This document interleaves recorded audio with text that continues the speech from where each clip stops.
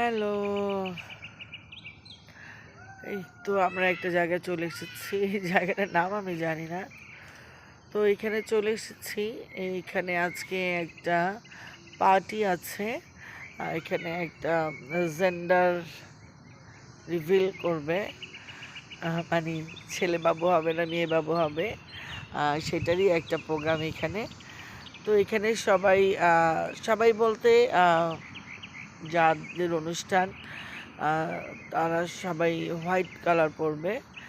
তো আমাদের কাছেও ছিল, তাই আমরাও হোয়াইট কালার পরে চলে এসেছি।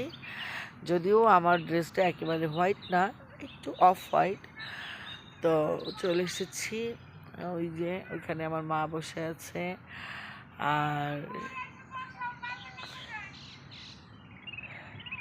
না, আমি ওইখানে যাব না। তুমি তুমি আছো, তুমি দাও, উঠাই দাও। তো এই আর কি তোমাদের সাথে শেয়ার করলাম।